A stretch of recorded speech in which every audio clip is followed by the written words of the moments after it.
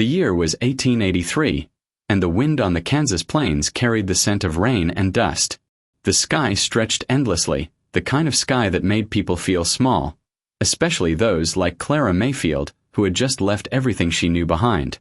At 19, she stood in a simple cotton dress at the edge of a wide, empty homestead. A wagon sat beside her, its wheels sunk in mud, and the preacher's buggy had already disappeared down the dirt road. She was now Clara Miller, wife of a man she'd only met an hour ago. The man in question, Samuel Miller, stood a few paces away, hat in hand. He was tall, quiet, and plainly dressed, his hands rough from years of work. His eyes were the color of tilled soil, steady but unreadable.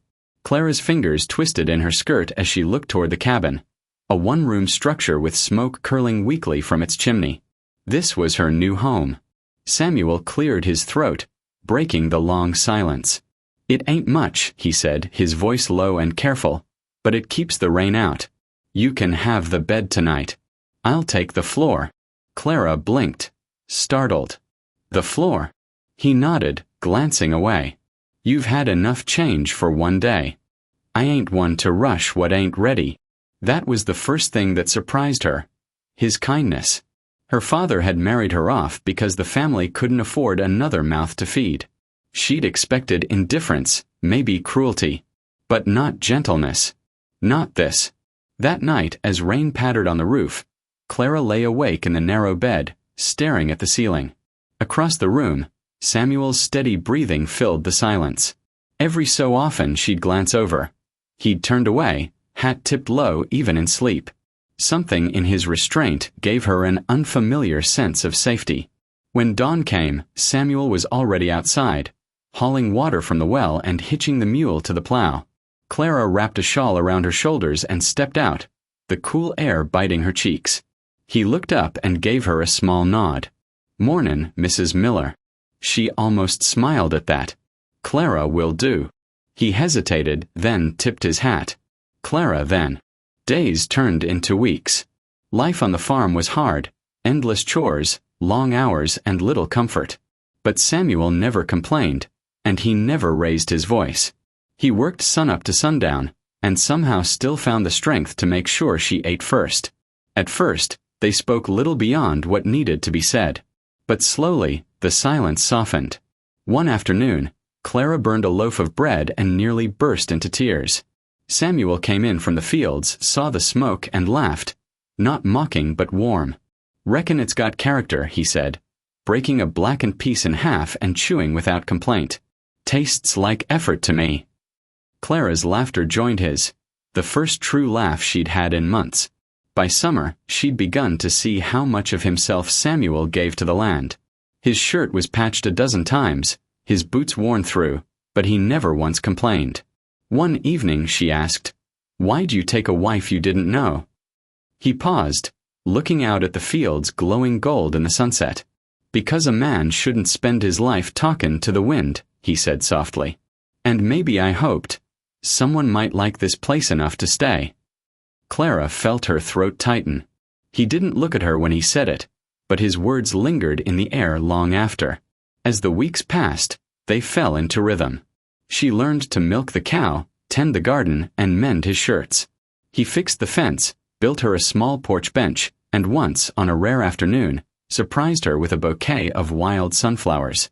It was the first gift anyone had ever given her without reason.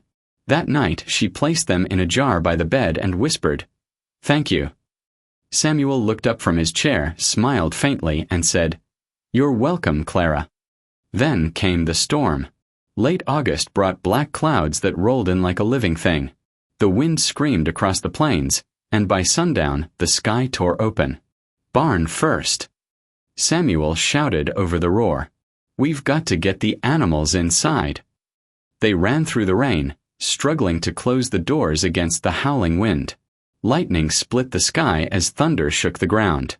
A tree crashed not 50 yards away. When they finally stumbled back inside the cabin, drenched and shaking, Samuel saw her shivering and threw his coat around her shoulders. Clara looked up, breathless, and said softly, "You could have been struck." He brushed a wet strand of hair from her face. "So could you."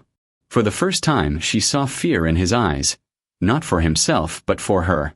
Something inside her shifted then, quietly but deeply. When morning came, the storm had passed, leaving ruin in its wake.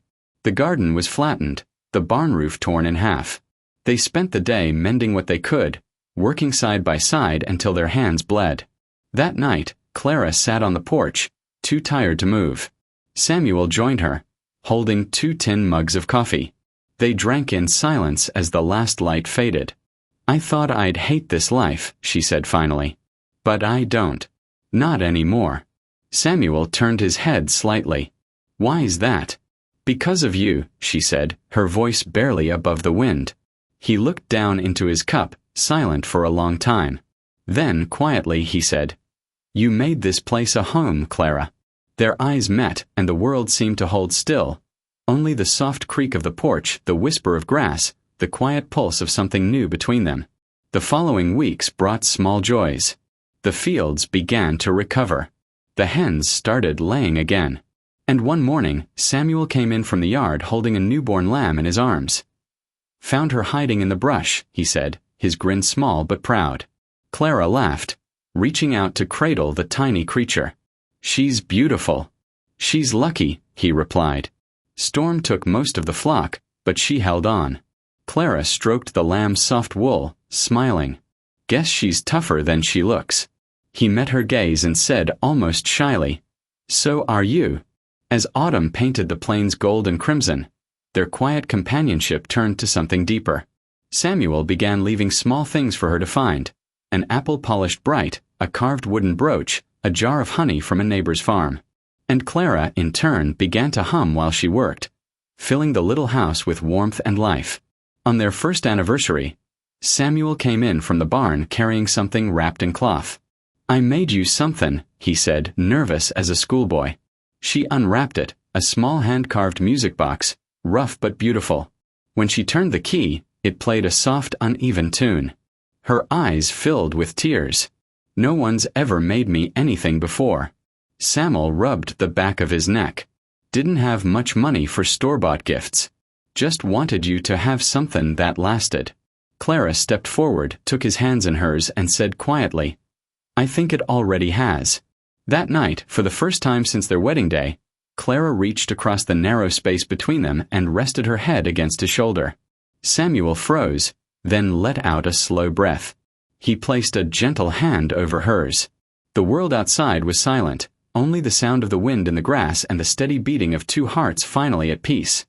Years later, travelers passing through would see their little homestead, the same cabin, now with vines climbing its walls and children's laughter ringing through the yard.